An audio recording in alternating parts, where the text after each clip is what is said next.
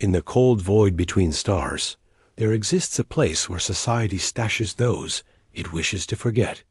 BB Block, a minimum security correctional facility floating in the endless dark, housing the galaxy's petty thieves and minor miscreants. And on this particular day, a new inmate shuffled through its metal corridors.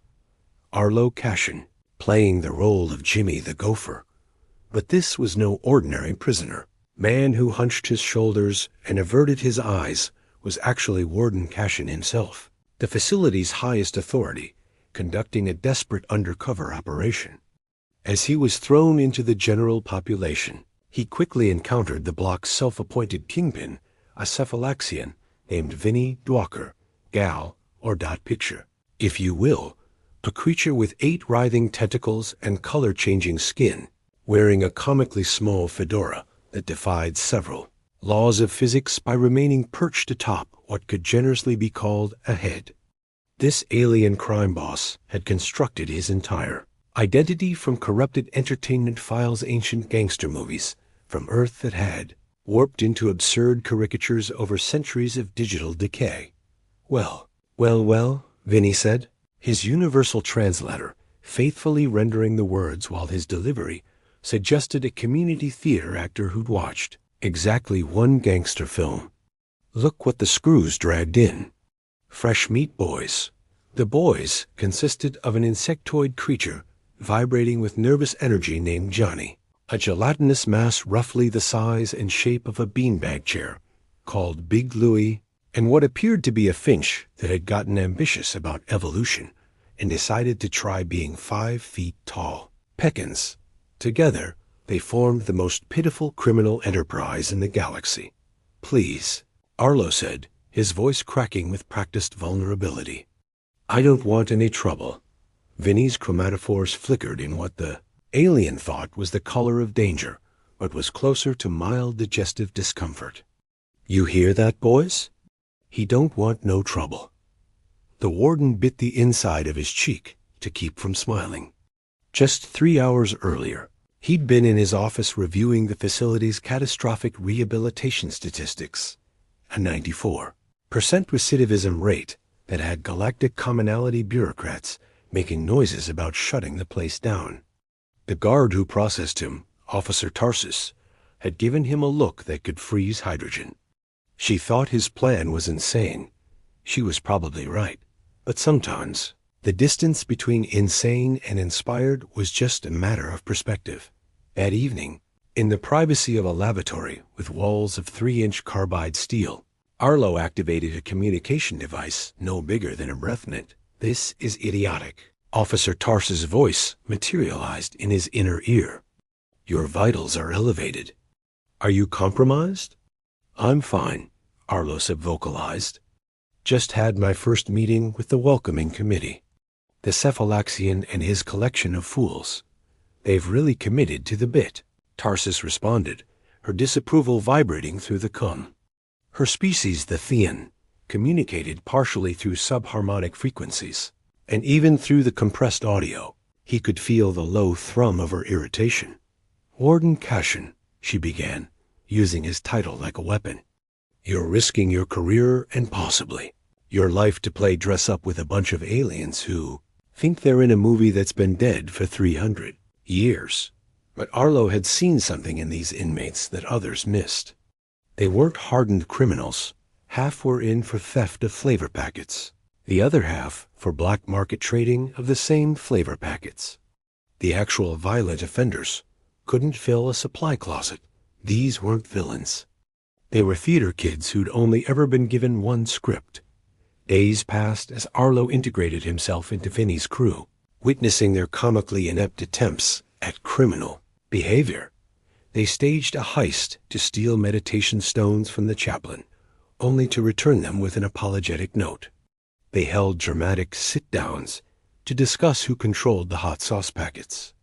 It was all a performance, a desperate attempt to find identity in a system that had given them nothing else. Then everything changed. The block fell silent as the main door opened and the guards escorted in a new prisoner. The dragon stood 7 feet tall and moved like violence given form. His scales were the color of dried blood, except where a massive scar split one side of his face. When he breathed, it sounded like a furnace warming up. "Fresh meat," Vinny started to say. Then the words died in his throat as Dreg's head turned toward him with the slow deliberation of a targeting system. "You," Dreg said, his voice like gravel being ground to dust, "are wearing a hat?" It wasn't a question. It wasn't even an observation. He was cataloging things he might destroy later. This was Dreg Vaughn, a Category 5 violent offender who had killed 3 guards during his last escape attempt with his bare claws. He was supposed to be in Supermax Station 7, but someone had typed B773 instead of S773. A single letter, and now a genuine monster walked among them. When Vinny and his crew began planning their grand escape, a delusional fantasy that Arlo had, originally intended to use as a teachable moment, Dreg inserted himself forcefully into their scheme. "You're playing pretend," the dragon said, his voice so low it seemed to come from the floor itself. "Children playing dress-up, acting out stories you don't understand, about a culture that thinks you're a joke." He seized one of Vinny's tentacles in a claw that could punch through steel. "Here's what's going to happen. You're going to share whatever pathetic plan you're cooking up. I'm going to use it to get out of here.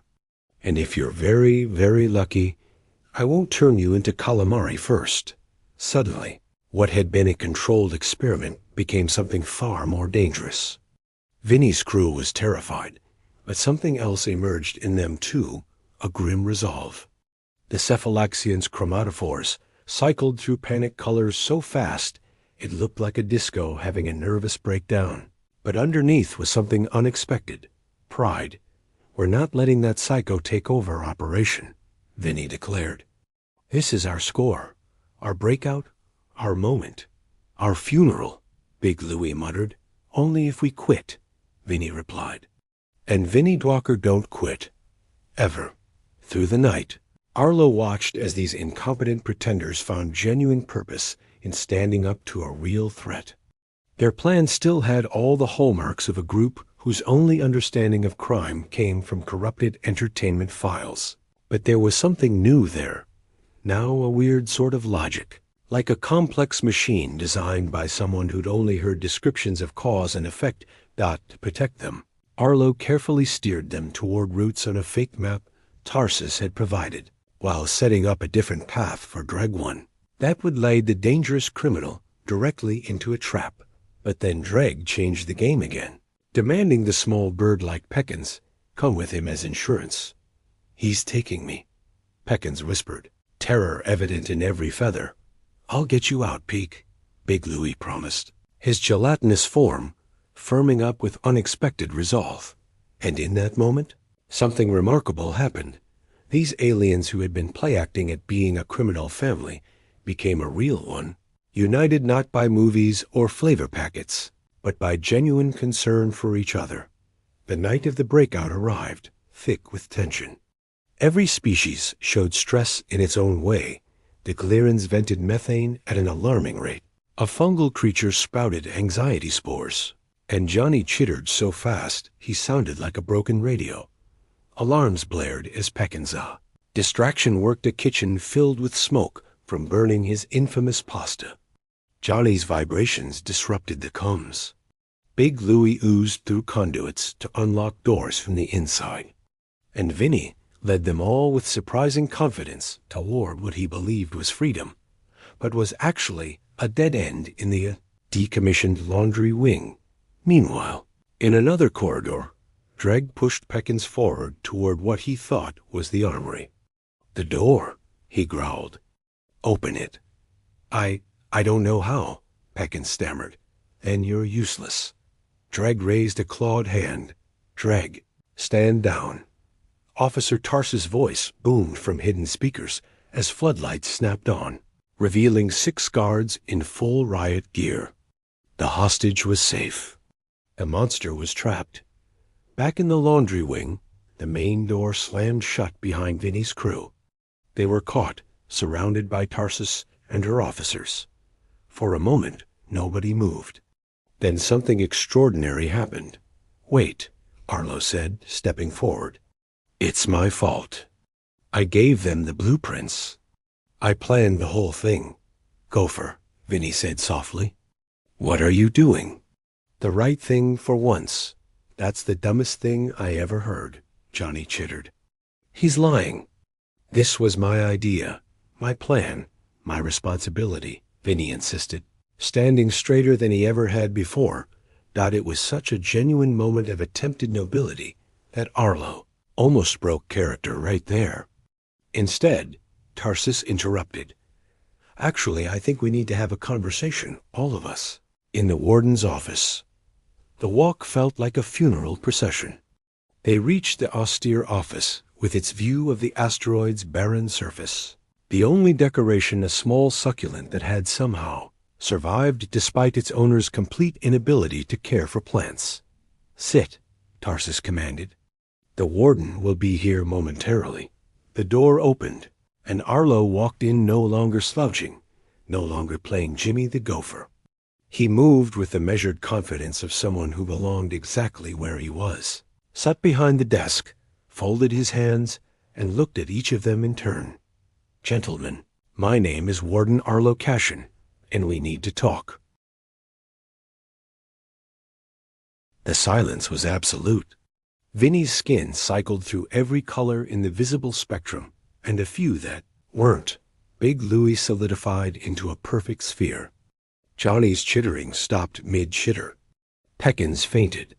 "You're the warden," Vinny finally managed, his tentacles writhing with rage. "You used us. You made fools of us." "I ran a controlled exercise to teach you the difference between fantasy and reality," Arlo corrected calmly. "Though I'll admit, Dreg's arrival wasn't part of the original plan. You lied to us. You pretended to be our friend." "I pretended to be a criminal," Arlo said, his voice softening. "The part where I started to like you idiots? That wasn't pretend." He explained everything, how the facility was on the verge of being shut down, how he wanted to understand why the rehabilitation programs were failing, how he'd come to see that they weren't criminals so much as actors who'd only been given one script. "So, what now?" Vinny asked, deflated. "We go back to ourselves, pretend this never happened?" "No," Arlo replied. "Now I offer you a job." The proposal was radical. Peer counselors, official positions with training and a stipend. They would help new inmates adjust, show them there was more to life than the identity they'd built around their crimes. They would become the rehabilitation program the facility needed. "You want us to be snitches?" Vinny sounded appalled. "I want you to be leaders. Real leaders, not movie characters." After private deliberation, they returned with conditions: real training, new movies, cooking classes for Peckins, educational programs for all of them, and job recommendations upon release.